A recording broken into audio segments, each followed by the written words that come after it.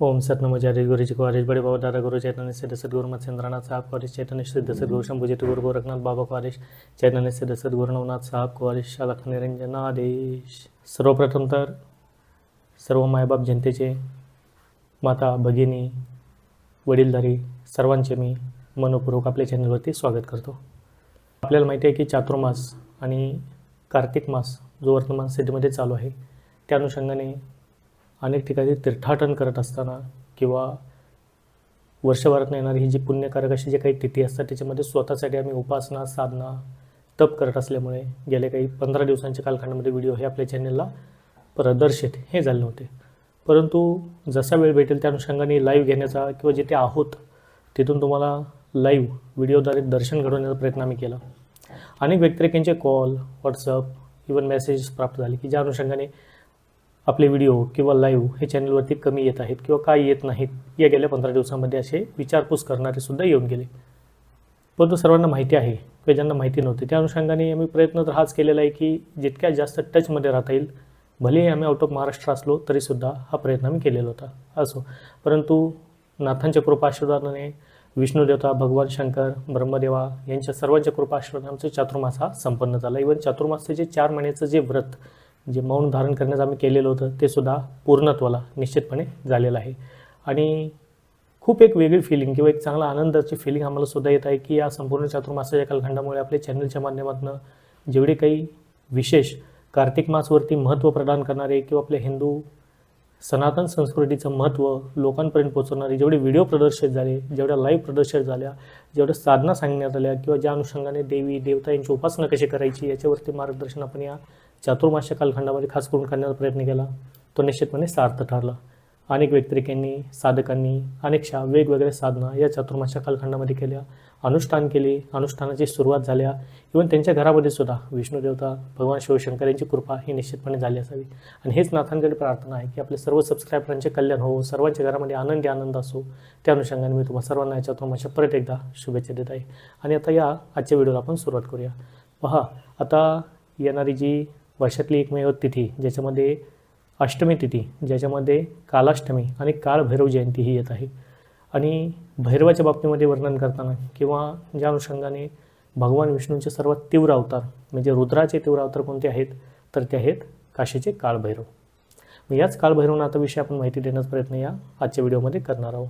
आणि या व्हिडिओमध्ये तुम्हाला संपूर्णपणे काळभैरवाचं वर्णन किंवा काळभैरवाची केली जाणारी उपासना, साधना हे कशा रीतीने आपल्याला या संपूर्ण परिवारामध्ये, घरामध्ये राहून करता येईल यावरती मी मार्गदर्शन करण्याचा प्रयत्न आजच्या या व्हिडिओमध्ये तुम्हाला करणार आहे। त्यामुळे व्हिडिओ हा संपूर्ण पाहण्याचा सर्वांनी अवश्य प्रयत्न करावा। सर्वप्रथम काळभैरव जयंती, ज्याला कालाष्टमी म्हटलं जातं, हे कधी येत आहे ते आधी समजून घ्या। आपल्या पंचांगानुसार कालाष्टमी ही येणारे 23 नोव्हेंबर 2024 या दिवशी आहे, शनिवार। या दिवशी अष्टमी तिथी म्हणजेच कालाष्टमी असणार आहे, ज्याला आपण काळभैरव जयंती किंवा कालाष्टमीसुद्धा म्हणतो। म्हणजे संपूर्ण जगतामध्ये जी काळभैरवाची जयंती साजरी केली जाते, काळभैरवाचा प्रकट दिन खास करून जो साजरा केला जातो तो ह्या 23 नोव्हेंबरला केला जाणार आहे। त्या अनुषंगाने आता सर्वप्रथम आपण समजून घ्या की काळभैरवाचा अवतार हा कशासाठी घेण्यात आलेला आहे, त्याच्यामागे वर्णन काय शास्त्रामध्ये येत आहे किंवा त्याच्यामागील कथा काय आहे ते सर्वप्रथम अगोदर आपण समजून घेण्याचा प्रयत्न करूया। सर्वप्रथम हे समजून घ्या की भैरव म्हणजे खास करून काळभैरव हे शंकराचे पूर्ण रूप हे मानले गेलेले आहेत। म्हणजे साक्षात शिवशंकरच हे काळभैरव आहेत हे सुद्धा मानले गेलेलं आहे। काळभैरवांच्या बाबतीमध्ये कथा जी आपल्या शास्त्रामध्ये वर्णित आहे ती या अनुषंगाने येत आहे की सर्व देवी, सर्व देवता हे एक दिवस नक्की अद्वितीय किंवा अविनाशी असे नक्की कोण आहेत हे पाहण्यासाठी, याची विचारपूस करण्यासाठी हे आधी ब्रह्मलोकामध्ये जातात, जिथे ब्रह्मदेवता हे विराजमान असतात। तेव्हा ब्रह्मदेवतेला सर्व देवी देवता हे प्रश्न विचारतात की संपूर्ण देवी देवतांमध्ये असा कोणता देवता आहे जो अविनाशी आहे, जो अद्वितीय आहे। मग सृष्टीकर्ता, ज्यांना सृष्टीचे रचयिते म्हटले जातात, सृष्टीचे कर्ते म्हटले जातात, जे सृष्टीचे प्रवर्तक आहेत, संवर्तक आहेत, असे ब्रह्मदेवता हे स्वतःलाच आपण स्वतः हे अद्वितीय, अविनाशी आहोत असं वर्णन करतात। म्हणजे थोडक्यामध्ये आम्ही त्रिदेवांमध्ये जे ब्रह्मदेव आहेत हे सर्वश्रेष्ठ आहेत, आम्ही सर्वश्रेष्ठ आहोत असं सर्व देवी देवता यांना सांगतात। मग सर्व देवी देवता यांच्यामध्ये वाद निर्माण होतात की विष्णू देवता आणि महेश म्हणजेच महादेव या दोघांहूनही ब्रह्मदेवता हे श्रेष्ठ कसे? मग याची पडताळणी करण्यासाठी तिथे विष्णू देवतेकडे हे सर्व देवी देवता ब्रह्मदेवासहित जातात. मग विष्णू लोकांमध्ये गेल्याच्यानंतर विष्णू देवतांना हा प्रश्न सर्व देवी देवता ब्रह्मदेवासहित किंवा त्यांच्या समक्ष उपस्थित करतात की अद्वितीय किंवा अविनाशी देवता ब्रह्मा स्वतःला म्हणून घेत आहेत, मग ब्रह्मा हे अविनाशी अद्वितीय आहेत का? तर याच्यावरती विष्णू देवता स्वतः हसतात आणि मी स्वतः जगाचा पालन करता आहे, मीच सनातन आहे, मीच सत्य आहे, त्यामुळे मी स्वतः अद्वितीय असा अविनाशी आहे असं विष्णू देवता सर्व देवी देवतांना ब्रह्मांच्या उपरोक्त किंवा ब्रह्मांच्या समक्ष सांगतात. मग याच्यातनं ब्रह्मदेवता आणि विष्णू देवता यांच्यामध्ये सुद्धा वाद निर्माण होतो. इवन देवी देवता सुद्धा यांच्यामध्ये कलह निर्माण होतात. मग या सर्वांवरती उत्तर म्हणून सर्व देवी देवता ब्रह्मा आणि विष्णू हे शेवटी एक निर्णय घेतात की आपण सर्वजण जायचे आहे ते 4 वेदांकडे. 4 वेद ज्यांना यजुर्वेद, सामवेद, अथर्ववेद आणि ऋग्वेद हे म्हटले गेलेले आहेत, जे परमपवित्र आहेत आणि जे त्रिवार सत्य आहेत. मग सर्व देवी देवता असा निर्णय घेतात की 4 वेदांकडे गेल्याच्यानंतर 4 वेदांसमोर हा प्रश्न आपण उपस्थित करूया आणि जे उत्तर 4 वेद एकत्र मिळवून देतील निश्चितपणे तोच देवता हा श्रेष्ठ असणार आहे. त्या अनुषंगाने ब्रह्मा, विष्णू आणि देवी देवता हे 4 वेदांकडे जातात आणि 4ही वेदांना सत्यता किंवा सर्व गोष्टी सांगून त्यांना साक्ष ठेवून हा प्रश्न विचारतात की अद्वितीय आणि अविनाशी असा निराकार देवता मग ब्रह्मा आहेत की विष्णू आहेत? मग 4ही वेद याच्यामध्ये फायनलाइज उत्तर त्या सर्व देवी देवतांना विष्णू आणि ब्रह्मा यांच्या समक्ष असे देतात की संपूर्ण देवी आणि देवतांमध्ये फक्त आणि फक्त जे रुद्र आहेत म्हणजे जे भगवान शिवशंकर आहेत हेच एकमेव द्वितीय म्हणजे ते एकटेच असे आहेत जे अविनाशी आहेत, अद्वितीय आहेत. भगवान शिवशंकराच्या संपूर्ण शरीरामध्ये ब्रह्मांडही सामावतो, संपूर्ण भूतकाळही त्यांच्या शरीरामध्ये सामावतो, त्यांच्यापासूनच सर्वत्रपणे प्रवृत्तता येते, सृष्टीची रचना होते, सृष्टीचा वलय होतो, सृष्टीचा विनाशसुद्धा यांच्याच अंतरात्म्यात थोडक्यामध्ये यांच्याच अंगामध्ये होतो जे भगवान रुद्र आहेत. त्यामुळे हे जे परमतत्व आहे जे भगवान रुद्र आहेत ते स्वतः अद्वितीय आणि एकमात्र आहेत, ते अविनाशी आहेत. मग हे जे 4 वेद आहेत या 4ही वेदांच्या सांगण्यावरती सुद्धा ब्रह्मदेवता हे संदेह व्यक्त करतात. त्या 4ही वेदांनी केलेल्या स्तुतीवरती ब्रह्मदेवता हे शंका घेतात. त्या 4 वेदांचा निर्णय स्वतः ब्रह्मदेवाला मान्य होत नाही आणि 4ही वेदांनी दिलेलं हे जे उत्तर आहे तिन्हींमधले जे श्रेष्ठ देवता जे महेश्वर आहेत हे उत्तर ऐकल्यानंतर ब्रह्मदेवताचं जे 5वे शिर आहे किंवा 5वे जे मस्तक आहे ते अति क्रोधाने जळायला सुरुवात होते आणि क्रोध किंवा रागाचे वश हे ब्रह्मदेवाचे जे 5वे मस्तक आहे ते जळत असताना भगवान शिवशंकरांविषयी अपशब्द याच्यातनं किंवा त्यांच्या मुखातून बाहेर येतात की भगवान भोलेनाथ हे तर स्मशानी राख लावणारे आहेत, बैलावरती सवारी करणारे आहेत, गळ्यामध्ये सर्पांची रुंडमाळा किंवा सर्पमाळा घालणारे आहेत, गळ्यामध्ये कपाल याला धारण करणारे आहेत, जे दिगंबर आहेत. मग असे हे भगवान सदाशिव जे आहेत ते माझ्यापेक्षा श्रेष्ठ कसे काय? कारण माझ्यापासून सर्व जग उत्पन्न आहे, जगाचं पालन करता जरी विष्णू असेल तर विष्णूच्या पूर्वीसुद्धा अगोदर माझी किमया तिथे चालू होते, वेद माझ्यापासूनच उत्पन्न पुढे होत गेलेले आहेत, म्हणून मी हे मान्य करत नाही की भगवान महादेव हे माझ्यापेक्षा श्रेष्ठ आहे असा गर्व किंवा अहंकार ब्रह्मदेवाच्या 5व्या मस्तकाला होतो. आणि हे मस्तक रागाने किंवा द्वेषाने लाल होऊन जळत असताना भगवान शिवशंकरांविषयी जे चुकीचे शब्द हे 5व्या मस्तकाने बोलले गेलेले आहेत जे ब्रह्मदेवाच्या 5व्या मुखातून येतात हे शिवशंकरांच्या कानी पडतात किंवा तिथपर्यंत ह्या सर्व गोष्टी पोहोचल्या जातात. मग या अहंकारी असलेल्या 5व्या मस्तकाने जी चूक केलेली आहे ब्रह्मदेवाच्या, जे शिवशंकरांच्या बाबतीमध्ये जे काही चुकीचे उद्गार वाक्य बोलले गेलेले आहेत त्या अनुषंगाने भगवान महादेव हे क्रोधित होतात, कुपित होतात आणि रागाने एका पुरुषाची निर्मिती करतात जो दैदिप्यमान देहधारी असा बलदंडधारी पुरुष स्वतः भगवान शंकर तिथे उपस्थित करतात आणि त्या पुरुषाला आज्ञा प्रदान करतात की आता त्यांनी कार्य कोणते करायचे आहे. आता कार्य कोणते करायचे आहेत त्यापूर्वी तो पुरुष कोण आहे, त्याला वरदान कोणते प्राप्त आहेत ते आपण आता समजून घेऊयात. भगवान शंकराने क्रोधाच्या भरामध्ये ज्या पुरुषाची निर्माण केली तो दुसरा तिसरा कोण नसून हा पुरुष म्हणजे भैरव आहे आणि हाच भैरव म्हणजे काळभैरव आहे. मग भगवान शंकराने काळभैरवला उपस्थित केल्याच्यानंतर प्रकट केल्याच्यानंतर सर्वप्रथम वरदान कोणकोणते याच्यामध्ये दिले आहेत ते आता समजून घ्या.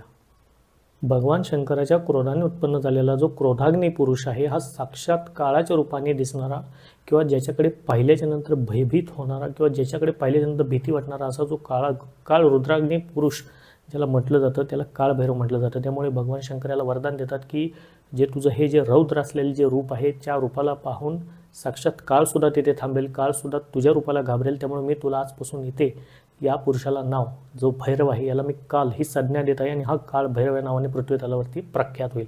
असा प्रथम वरदान भगवान शिवशंकराने काळभैरवाला दिलेलं आहे.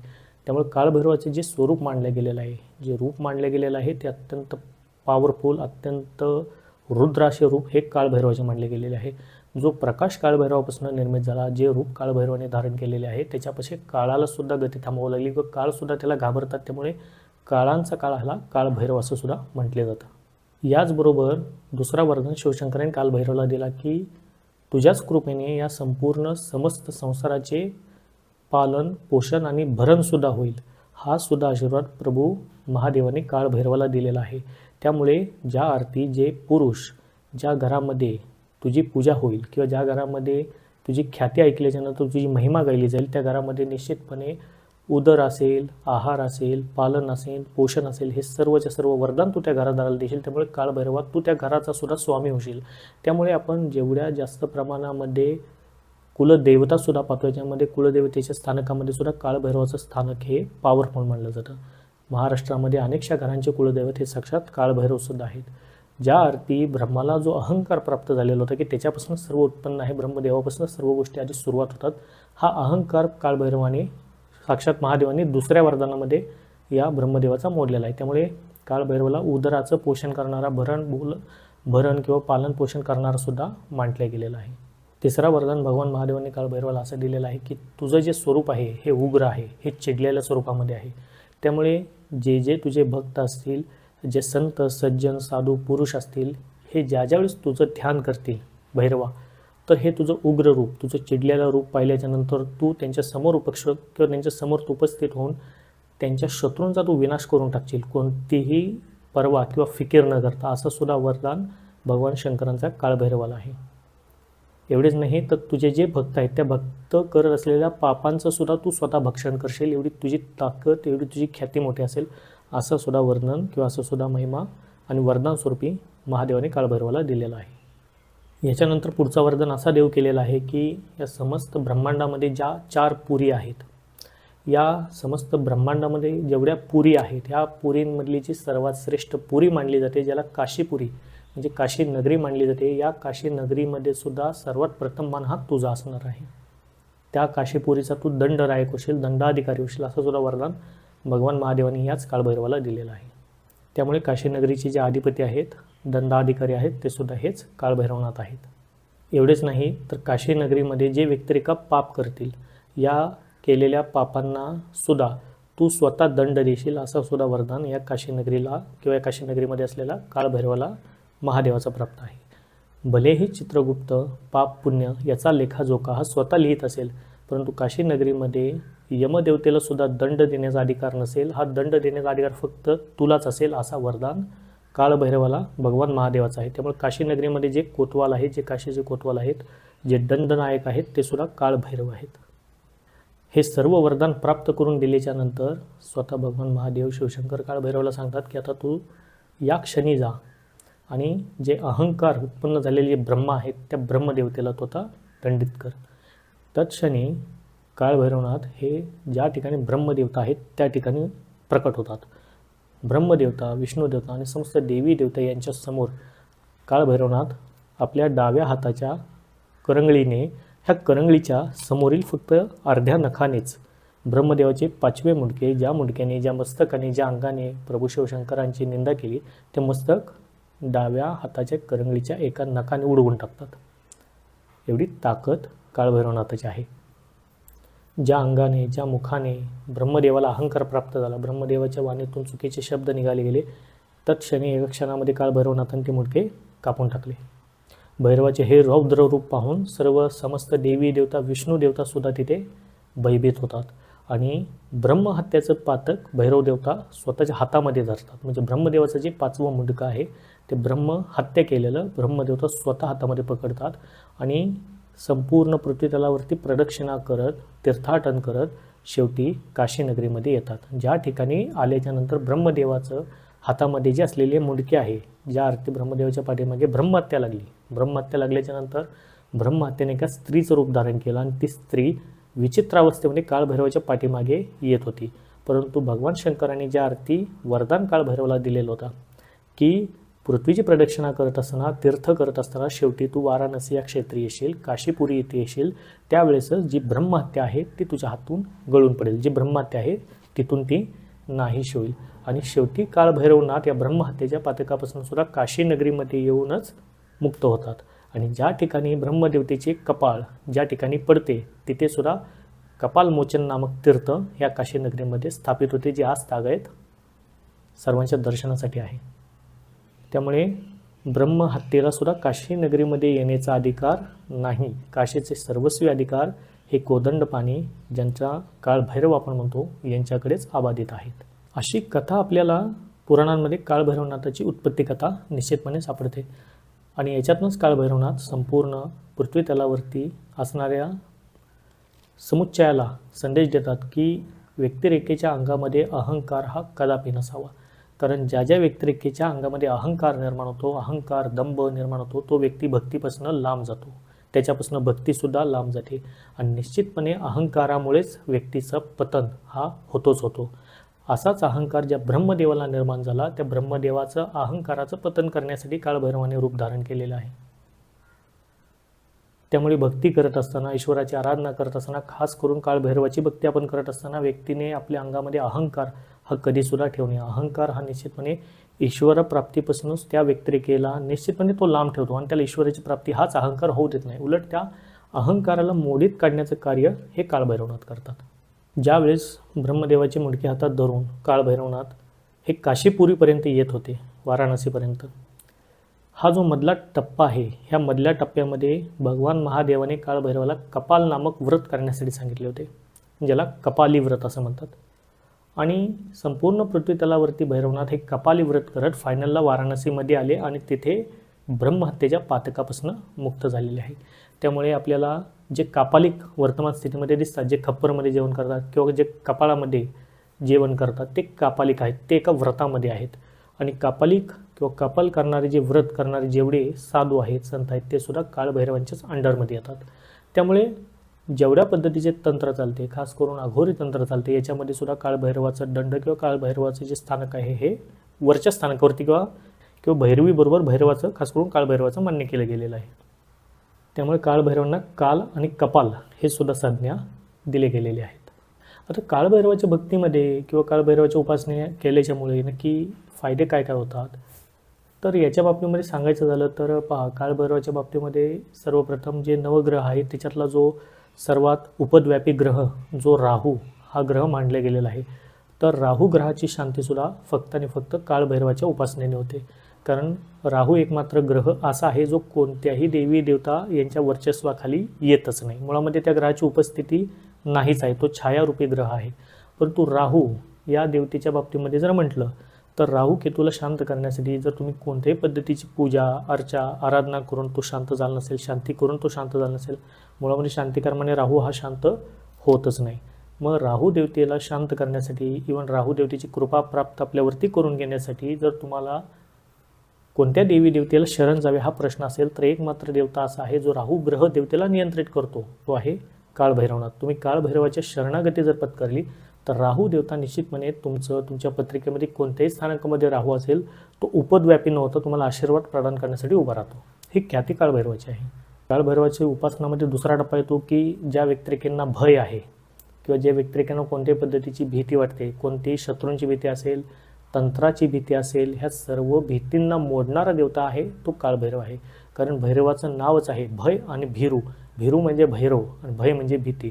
भीतीला मोडणारा कोण असेल तर तो भैरव आहे. त्यामुळे तुमच्या मनामध्ये, शरीरामध्ये, मानसिकतेमध्ये जर कोणत्याही पद्धतीची भीती, नकारात्मकता जास्तच प्रमाणामध्ये तुम्हाला वाटत असेल तर अशा व्यक्तिरेखेने सुद्धा काळभैरवाची शरणागती पत्करली तर काळभैरवनाथ लवकर कृपा करतात, कारण शेवटी ते रुद्र आहेत. काळभैरवाच्या भक्तीमध्ये आणखीन एक प्लस पॉईंट याच्यामध्ये असं सुद्धा येतं किंवा त्यांना वरदान जे आहे त्या अनुषंगाने की काळभैरवाची भक्ती, काळभैरवाची करत असलेली आराधना ही कधीही चोरी होत नाही. कोणताही तांत्रिक असेल, कोणताही देवता असेल, देवी असेल, त्या साधक करत असलेल्या भक्तीची चोरी हा करू शकत नाही. हा सुद्धा वरदान काळभैरवाला म्हणजे तो काळभैरवनाथ त्याच्या भक्तांना देतो. त्यामुळे जे काही आपण यथाशक्तीमती जी काय आपण काळभैरवनाथाविषयी कोणत्याही पद्धतीची फुल नाही फुलाची पाकळी जरी वाहत असेल तर त्याचं पुण्य फक्त आणि फक्त त्या साधकाच्या किंवा आपल्या पत्रात पडते. त्याचं पुण्यश्रेय दुसऱ्याला जात नाही. ही सुद्धा ख्याती काळभैरवनाथाची आहे. घरातल्या बाबतीमध्ये जर म्हटलात, इव्हन त्याच्याही पुढे सांगण्याच्या पूर्वी की काशीमध्ये सुद्धा काशी विश्वनाथ बाबांच्या दर्शनाच्या वेळेस किंवा इव्हन दर्शनाच्या आधीसुद्धा काशीचे कोतवाल म्हणजे काळभैरवनाथाचं दर्शन घेण्याची सुद्धा प्रथा आहे. किंवा विश्वनाथ महाराजांचं दर्शन घेतल्याच्यानंतर बाबा भैरवनाथ जे काशीचे कोतवाल आहेत यांचं दर्शन हे घ्यावेच लागते, तेव्हाच काशीची सुद्धा यात्रा ही संपन्न होते अशी ख्याती आहे.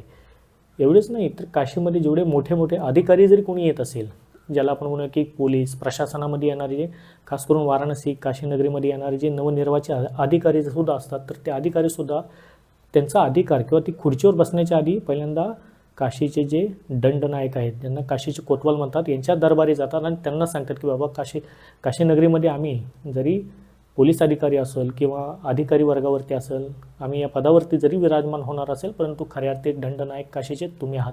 त्यामुळे अधिकारी वर्गसुद्धा सर्वप्रथम काळभैरवाला नमन करतात आणि मग त्यांच्या खुर्चीवरती बसतात. एवढी ख्याती काळभैरवाची मोठी आहे. सांसारिक दृष्टिकोनातून विचार केला तर भैरवांची इतर रूपांची खास करून बैठूक भैरवाची पूजा ही घरामध्ये करता येते. काळभैरवाची पूजा किंवा ज्या अनुषंगाने ज्या तंत्रशाखेमध्ये भैरवाच्या पूजा चालतात त्याचं महत्त्व हे भयंकर पॉवरफुल आहे. त्याच्या पूजा, त्याच्या साधना, त्याचे विधान हे एका व्यवस्थित उच्च गुरुकडनं किंवा भैरवाच्या साधकाकडनं समजून घेऊन तुम्हाला करावं लागत असते. ज्या ज्या घरामध्ये भैरवांची उपासना होते किंवा घरामध्ये जर तुम्ही खास करून काळभैरवाची उपासना करत असाल तर त्याचे काही विधान असतात, त्याचे काही नियम असतात, ते कटाक्षाने तंतोतंत पाळणे तितकेच महत्त्वाचे आहे. मी सर्वप्रथम तुम्हाला म्हटलेलं आहे की भैरवनाथाचं जे रूप आहे, ज्याला आपण काळभैरवनाथ हे रूप म्हणतो, हे अतिशय उग्र रूप आहे, उग्रोत्तम उग्र रूप आहे. ह्या रूपाकडे पाहण्याची थोडक्यामध्ये मी तुम्हाला डेअरिंग ही देवी देवतांची होत नाही. त्यामुळे तुम्ही जर कुठे ऐकत असाल की भैरवनाथाची पूजा खास करून काळभैरवाची ही घरात तुम्ही इझिली करा, फोटो मांडा, हे असं नाही आहे. तुम्ही बटूक भैरवाची पूजा करू शकता, काळभैरवनाथाचा नामजप घरामध्ये करू शकता, परंतु मूर्ती स्वरूपाने किंवा इतर पद्धतीने पूजा करून घेण्याचे त्याचे विधान हे काळभैरवनाथाचे वेगळे आहेत. शेवटी ते तंत्राशी जुडले गेलेले अति पॉवरफुल देवता मानले गेलेले आहेत. त्यामुळे ज्या अनुषंगाने जर कोणतीही चुकी जर होत असेल भैरव उपासनेमध्ये, खास करून काळभैरवाच्या उपासनेमध्ये, त्याचे फटके किंवा त्याचे परतावे हे डबल स्पीडने अगोदर त्या साधकाला सुद्धा बसतात. कारण त्याची प्रखरता किंवा त्याची उत्पत्ती किंवा भैरवनाथाचा येण्याचा आवेश किंवा वेग हा पॉवरफुल आहे. त्यामुळे घरामध्ये केली जाणारी जे काही पूजा असेल किंवा जे काही पद्धतीचे कर्म असतात जे भैरवनाथाचे असतात, ते समक्षपणे एखाद्या गुरूंकडनं समजून घेऊ किंवा साधक जे भैरवाचे उपासक आहेत ज्यांना त्या अनुभूती प्राप्त आहेत अशांकडून ह्या गोष्टी समजून घेऊन तुम्ही करू शकता. खास करून आता भैरवनाथाचा दंड याला सुद्धा विशेष प्राधान्य किंवा विशेष महत्त्व हे भैरव साधनेमध्ये आहे. त्या घरामध्ये असणार त्या दंडा स्वरूपामध्ये सुद्धा आहे. आता याच्यामध्ये तुम्हाला की भैरवनाथाचा दंड म्हणजे काय, आता माझ्या घरामध्ये जे भैरवनाथांचे जे दंड आहे ते मी तुम्हाला आता दाखवत आहे की भैरवनाथाचा दंड कसा असतो. आता माझ्यासमोर हा जो दंड आहे हा भैरवनाथाचा दंड या अनुषंगाने आपल्याला घरामध्ये स्थापित करावा लागत असतो. हे भैरवनाथांचा दंड मानले गेलेला आहे. याची साधना, हे साध्य करण्याचे प्रमाण किंवा याची थोडक्यामध्ये मी म्हणेल की पूजा पद्धती ही वेगळी आहे, जे मी इनडायरेक्टली या चॅनलवरती सांगू शकत नाही. परंतु हे तुम्हाला दाखवण्याचं कारण एकच आहे की भैरवदंड हे ज्या घरामध्ये स्थापित असतात तिथे भैरव हे प्रकट रूपाने किंवा ते सूक्ष्म रूपाने निश्चितपणे त्या घरामध्ये उपस्थित राहतात. आता बरेच व्यतिरेकांच्या मनामध्ये प्रश्न आहे की आम्हाला जर असा भैरवदंड आमच्या घरामध्ये ठेवायचा असेल तर काय करावं लागेल. सर्वप्रथम समजून घ्या, घरामध्ये भैरवदंड जर तुम्ही ठेवत असाल तर तुमचं घर, तुमची नीतिमत्ता, तुमचे चरित्र हे पवित्र असणं तितकंच महत्त्वाचं आहे. भैरवदंड घरामध्ये स्थापित करताना घरामध्ये ऊर्जा, घरामध्ये पावित्र्य, सर्व गोष्टी कटाक्षाने पाळणे, ह्या सर्व गोष्टी याच्यामध्ये आणाव्या लागतात. भैरवदंड हा सिद्ध करावा लागतो. सिद्ध करण्याचे दोन मर्म आहेत, एक तर भैरवांच्या ठिकाणी जाऊन तो सिद्ध करणे, सेकंड पॉईंट तुमच्या घरामध्ये बसून तो सिद्ध करणे. आता हे प्रमाण काय आहे, ते सिद्ध कसे करतात ते मी वेगळ्या एपिसोडमध्ये तुम्हाला सांगण्याचा निश्चितपणे प्रयत्न करेल. परंतु ज्या घरामध्ये भैरवदंड असतात त्या घरामध्ये किंवा त्या घरावरती कोणत्याही पद्धतीचं तंत्र, त्या साधकावरती जर कोणत्याही पद्धतीचं तंत्र जर एखादा व्यतिरेका करत असेल, कोणताही साधू करत असेल, चुकीचं मंत्र कपट प्रयोग करत असेल किंवा आरसा पद्धत लावून जरी कोणत्या गोष्टी करण्याचा प्रयत्न करत असेल, कोणतेही देवी देवता तंत्र मंत्र शाखेशी जोडलेला, तर ते तंत्र तोडून टाकण्याचं कार्य भैरवदंड करतात. म्हणजे साक्षात भैरव देवता त्या दंडाच्या स्वरूपाने त्या घरामध्ये विराजमान असतात, त्यांची शक्ती त्या घरामध्ये असते. त्यामुळे आलेल्या तंत्राचा परताव किंवा पलटून लावण्याची ताकद त्या भैरवदंडामध्ये आहे. त्याचे नियम, उपासना, ह्या सर्व गोष्टी किंवा नैवेद्य ह्या वेगळ्या स्वरूपामध्ये आहेत. मग आता घरामध्ये आपण येणारे जी काळभैरव अष्टमी आहे, पण घरामध्ये उपासना काय करायची आहे ते आता समजून घ्या. पहा, सर्वप्रथम तर मी म्हणेल की तुम्ही ज्या दिवशी आता कालाष्टमी आहे, काळभैरवाची जयंती आहे, त्या दिवशी तुम्ही तुमच्या ग्राममध्ये, तुमच्या विभागामध्ये जे भैरवाचे स्थानक आहे, जिथे भैरवाची पूजा केली जाते, त्या ठिकाणी जाऊन तुम्ही भैरव देवतेचं दर्शन घेण्याचा आवश्यकपणे प्रयत्न करा. प्रत्येक गावामध्ये भैरवनाथाचं मंदिर हे तुम्हाला दिसेल. इव्हन तुम्ही ज्या गावात राहत असाल, ज्या विभागात राहत असाल, त्या ठिकाणी भैरव देवता हे निश्चितपणे विराजमान असतात. त्यामुळे ज्या दिवशी भैरव जयंती आहे, म्हणजे 23 नोव्हेंबर 2024 शनिवार, या दिवशी भैरव जयंतीच्या दिवशी तुम्ही स्वतः भैरव देवतेला जाऊन भैरवाला अर्पण करण्यासाठी खास करून पावशेर मिठाई जी पांढऱ्या रंगाची असेल ती अवश्यपणे तुम्ही घेऊन जावा. पावशेर मिठाई, इव्हन भैरवाच्या मंदिरामध्ये परिसरामध्ये जे कुत्रे असतात, खास करून जे पूर्णपणे काळ्या रंगाचा जर कुत्रा तुम्हाला मिळाला तर अत्यंत तुमचं भाग्य जोरावर आहे असं मित्र म्हणेल. कारण भैरव देवतेचं वाहन जे आहे ते सुद्धा श्वान आहे, म्हणजेच कुत्रं हे वाहन भैरव देवतेचं आहे. संपूर्ण काळ्या रंगाचा कुत्रा जर तुम्हाला दिसला, संपूर्ण काळ्या रंगाचे श्वान तुम्हाला कुठेही भैरव जयंतीच्या दिवशी दिसले तर निश्चितपणे त्या श्वानाला एक गोड साखरेची चपाती अवश्यपणे अर्पण करा, त्याला नैवेद्य स्वरूपामध्ये खाऊ घाला. फक्त गोड साखरेची चपाती तुम्हाला कुत्र्याला त्या दिवशी खायला घालायची आहे. मग तुम्हाला काळ्या रंगाचा, संपूर्ण काळ्या रंगाचा कुत्रा नाही मिळाला तर आम्ही दुसऱ्या कुत्र्यांना घालू शकतो का? अवश्यपणे तुम्ही जो भैरव विभागामध्ये कुत्रा दिसेल किंवा ज्या तीर्थाला किंवा ज्या ठिकाणी जात असाल, भैरवाच्या मंदिराकडे जाताना जेवढे कुत्रे तुम्हाला दिसेल त्या कुत्र्यांना तुम्ही एक साखरेची चपाती हा घालण्याचा प्रयत्न अवश्यपणे करा. भैरवासाठी पावशेर पांढऱ्या रंगाची मिठाई अवश्यपणे त्या दिवशी तुम्ही अर्पण करा. याच्या पुढे जाऊन मी म्हणेल की जर जमलेच तर तुम्ही काळ्या रंगाचे, थोडक्यामध्ये जे घोंगडे असतात किंवा चादरे असतात ज्याचा रंग संपूर्णपणे काळा रंग असेल, तरी काळ्या रंगाची चादर किंवा काळ्या रंगाची घोंगडी जी संपूर्ण काळी असेल ती मंदिराबाहेर जे भिक्षुक बसलेले असतात त्या भिक्षुकांना ती तुम्ही दान करा, अर्पण करा. याचा फायदा तुमच्या कुंडलीतला जो राहू आणि मंगळ हे ग्रह शांत करण्यासाठी, भैरवाची कृपा तुमच्यावरती प्राप्त करण्यासाठी निश्चितपणे होतो. कुत्रं किंवा ज्याला आपण श्वान म्हणतो, याला ज्या अर्थी तुम्ही साखरेची चपाती अर्पण करता, नैवेद्याच्या स्वरूपामध्ये त्याला दान करता, शेवटी ते भैरवाचे वाहन आहे, प्रतीक आहेत. त्या अनुषंगाने आकस्मित होणारे कोणत्याही पद्धतीचे ॲक्सिडेंटल योगसुद्धा या उपायाने दूर होतात. त्यामुळे हा उपाय खास करून तुम्ही भैरव जयंतीला करण्याचा प्रयत्न करा. भैरवाच्या तुमच्या घरामध्ये समजा भैरवनाथाचं देवारा असेल तर तुम्हाला वेगळं सांगण्याची गरज नाही. जर तुमच्या घरामध्ये भैरवनाथाची आराधना केली जात असेल तर तुमच्या कुळाचाराप्रमाणे तुम्ही ती आराधना करू शकता. भैरवाच्या उपासामध्ये किंवा भैरवनाथांच्या नैवेद्यामध्ये घरातल्या खास करून काळे तीळ म्हणा, उडीद म्हणा, काळे उडदांचं महत्त्व खास करून भैरवाच्या नैवेद्याला निश्चितपणे आहे. त्यामुळे भैरवनाथाची मिठाई ज्यावेळेस तुम्ही अर्पण कराल किंवा ज्या अनुषंगाने कोणत्याही पद्धतीचं तुम्ही एखादा नैवेद्य भैरवनाथाला अर्पण कराल, काळी उडीद अवश्यपणे त्याच्यामध्ये मिक्स करा. किंवा जो लाडू जरी तुम्ही भैरवनाथाला देत असाल त्यावेळी काळी उडीद देऊन तो भैरवनाथाला अर्पण करा. विशेष महत्त्व याच्यामध्ये आहे. अनेक गावामध्ये भैरवनाथाला कुसुंबा नावाचा नैवेद्यसुद्धा अर्पण केला जातो, जो मदिरा किंवा ज्याला आपण म्हणू की मद्यपानाच्या बाबतीमध्ये सुद्धा हा नियम लागू होतो. ज्या ठिकाणी मदिरापान भैरवनाथ करत असाल, कुसुंबा नावाचं प्रथा आहे ती करत असाल तर ते सुद्धा तुम्ही तिथे नेऊन अर्पण करू शकता. थोडक्यामध्ये साधा आणि सिंपल आहे की तुमच्या घरामध्ये भैरवनाथ जरी स्थानक असेल, भले तुमचे भैरवनाथ महाराज हे कुलदेवत असतील, पण वर्षभरामध्ये नाहीच जमलं कुलदेवतेच्या ठिकाणी जाण्याला तर या भैरवनाथांच्या अष्टमीच्या दिवशी तुम्ही जवळ असलेल्या भैरवनाथाच्या मंदिरामध्ये जाऊन ह्या सर्व गोष्टी करण्याचा प्रयत्न करा. श्वान जे आहेत त्यांना चपाती टाकण्याचा प्रयत्न करा. जे भिक्षुक आहेत त्यांना काळ्या रंगाची जी चादर आहे किंवा घोंगडी आहे ती दान किंवा अर्पण करण्याचा आवश्यकपणे प्रयत्न करा. तुम्ही एवढं जरी करू शकत असाल तरीसुद्धा खूप आहे जे तुम्ही करतात त्यासाठी. आणि ज्या अनुषंगाने तुम्ही आता भैरवनाथाच्या मंदिरामध्ये जाल, भैरवनाथाच्या मंदिरामध्ये गेल्याच्यानंतर तुम्ही ओम नमः शिवाय जप जरी केला तरीसुद्धा चालणार आहे. शिवाय भैरवनाथाचा जो जप येतो तो तुम्ही केला तरीसुद्धा चालणार आहे.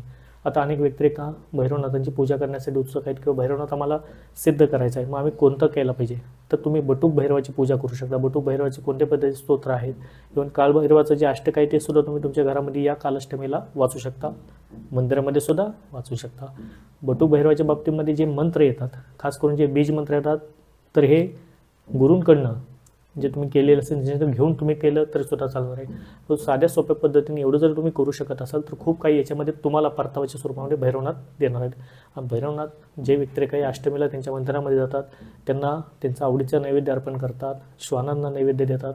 निश्चितपणे भैरव देवता त्यांच्या घराचं पालन पोषण भरण्याची जबाबदारी घेतात आणि त्यांच्या घरामध्ये कोणत्याही पद्धतीचा अन्नाचा तुटवडा, संसारामध्ये क्लेशेश कलह हे होत नाहीत. त्यामुळे एवढं तर प्रयत्न अवश्यपणे तुम्ही या भैरव जयंतीला करण्याचा प्रयत्न करा. यापुढे जाऊन म्हणेल, जर तुम्ही हवन करत असाल, यज्ञ घरामध्ये करत असाल, हवन करायचा कसा तुम्हाला माहिती असेल, तर भैरवनाथांच्या नावाने हवन कुंडामध्ये तुम्ही आहुत्यासुद्धा या भैरव जयंतीला आवश्यकपणे देऊ शकता. आता भैरवनाथाच्या आहुती देण्याचे जे मंत्र आहेत, तुम्ही जे करत असाल त्या अनुषंगाने केले तरी चालतात, किंवा मी तुम्हाला स्क्रीनवरती जो मंत्र दिसत असेल त्या मंत्राने तुम्ही आहुत्या दिल्या तरीसुद्धा चालेल. आहुत्या किती द्यायच्या आहेत ते तुमच्यावरती डिपेंड आहे. 11 आहुत्या द्यायच्या, 21 द्यायच्या की 101 द्यायच्या, डिपेंड ऑन यू. पण आहुत्या देताना तुम्ही काळे उडीद याचा प्रयोग आवश्यकपणे करावा, किंवा काळे तीळ खास करून भैरवाच्या आहुतीमध्ये दिले जातात. या अनुषंगाने हा प्रयत्न करा. सेकंड पॉईंट आहे की आता हे सर्व झाल्याच्या नंतर येणाऱ्या 29 तारखेला, म्हणजे त्या दिवशी येत आहे गुरुवार, म्हणजे त्या दिवशी येत आहे शुक्रवार, तारीख आहे 29 नोव्हेंबर. या दिवशी आपण बजरंग बाण या दीक्षेचं सुद्धा आयोजन केलेलं आहे. अनेक व्यक्तिरेखा बजरंग बाणच्या प्रतीक्षेमध्ये आहेत. बजरंग बाण करण्याची त्यांची इच्छा आहे, परंतु दीक्षा बरेचशा या मध्यंतरामध्ये दिल्या गेल्या नसल्यामुळे बजरंग बाणची दीक्षा मी येणाऱ्या 29 तारखेला आयोजन केलेलं आहे. 29 तारखेला होणारी बजरंग बाणची दीक्षा ही ऑनलाईन पद्धतीने देण्यात येणार आहे. आणि ही दीक्षेचं स्वरूप काय आहे, तर झूम ॲपद्वारे ही दीक्षा दिल्या जाते. जे व्यक्तिरेखा येणाऱ्या 29 तारखेला 8:30 वाजता या दीक्षेमध्ये सामील होतील, जे घरामध्ये बसून तुम्ही स्वतः घेऊ शकता, बजरंग बाण कसे करायचं आहे तुम्ही शिकू शकता. आणि येणारी जी 30 तारीख आहे त्या दिवशी अमावस्या तिथी आहे, तर 30 तारखेला तुम्ही अमावस्येच्या दिवशी बजरंग बाण हे सिद्ध करू शकता. निश्चितपणे तुमच्यावरती कोणत्याही पद्धतीचं तंत्र असेल, करणी केलेलं असेल, कवटाळ असेल, त्याचं खंड त्याचं तोडण्याचं कार्य बजरंग बली बजरंग बाणमध्ये करतात.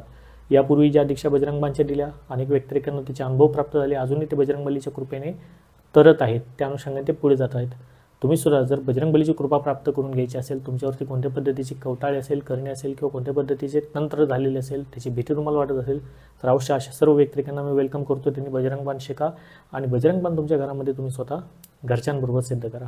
त्यामुळे ही बजरंग बाणची दीक्षा 29 तारखेला मी आयोजित केलेले आहे, रात्री 8:30 वाजता. अवश्यपणे तुम्ही या बजरंग बाणच्या दीक्षेमध्ये सहभागी होऊ शकता. जो स्क्रीनवरती नंबर दिसत आहे त्या नंबरवरती कॉल करून तुम्ही या सर्व गोष्टी किंवा बजरंग बाण दीक्षेविषयी जी काही दक्षिणा आहे, त्याची इतर माहिती आहे, हे तुम्ही प्राप्त करू शकता. आजच्या एपिसोडमध्ये जे आता काळभैरवनाथाविषयी माहिती देण्याचा आम्ही प्रयत्न केला, निश्चितपणे याच्यातून तुमच्या ज्ञानामध्ये भर पडली असेल, किंवा भैरवनाथाविषयी जे काही गोष्टी माहिती नव्हत्या त्या आता या एपिसोडच्या माध्यमातून निश्चितपणे तुम्हाला माहिती पडली असेल. त्यामुळे शेवटी ते रुद्र आहेत, महादेवच आहेत. आपण संपूर्ण वर्षभरामध्ये कधीही कोणत्याही मंदिरामध्ये गेला नसाल, भैरवाचं कधी पूजन केलेलं नसेल, तर निश्चितपणे या येणाऱ्या भैरव अष्टमीला तुम्ही मंदिरामध्ये जाण्याचा प्रयत्न करा. सेकंड पॉईंट, समजा तुमच्या घराजवळ आसपासच्या विभागामध्ये भैरवनाथाचं मंदिर नसेल, तर अशा सर्व व्यक्तींनी जवळ असलेल्या भगवान शंकरांच्या म्हणजे महादेवाच्या मंदिरामध्ये जावा आणि सांगितलेलं सर्व विधी तुम्ही तिथे सुद्धा करू शकता. शेवटी महादेव आणि भैरव हे एकच आहेत. प्रयत्न करा ह्या सर्व गोष्टी फॉलो करण्याचा. त्यामुळे चॅनलच्या माध्यमातून जी माहिती प्रकाशित करण्याचा आम्ही प्रयत्न करत आहोत, निश्चितपणे ही माहिती घराघरामध्ये पोहोचण्यासाठी, घराघरामध्ये ह्या सर्व गोष्टी, सनातन संस्कृती, हिंदू धर्म, आपले देवी देवता यांची माहिती पोहोचण्यासाठी चॅनलला तुम्ही लाईक करायला विसरू नका. तुम्ही जे लाईक कराल त्या लाईक केल्यामुळे या चॅनल किंवा या चॅनलचे व्हिडिओ इतर लोकांपर्यंत पोहोचायला मदत होईल. जसा फायदा, जसं ज्ञान हे तुम्ही अर्जित करता, तसे इतर लोकांपर्यंत सुद्धा हे माहिती, ज्ञान पोहोचण्यासाठी मदत हे तुमच्याच माध्यमातून होणार आहे. शेवटी आपल्या धर्माचाच आपण प्रचार प्रसार करत आहोत, देवी देवतांचाच प्रचार करत आहोत. त्यामुळे आजच्या व्हिडिओला खाली जे लाईक बटन आहे त्याला अवश्य लाईक करा. सबस्क्राईब, तुम्ही जर नवीन असाल तर चॅनलला सबस्क्राईब करायला विसरू नका. भेटूया अशाच नवीन माहितीसह नवीन व्हिडिओमध्ये. तोपर्यंत सर्वांना सत नमो आदेश, गुरुजी को आदेश, अलख निरंजन आदेश.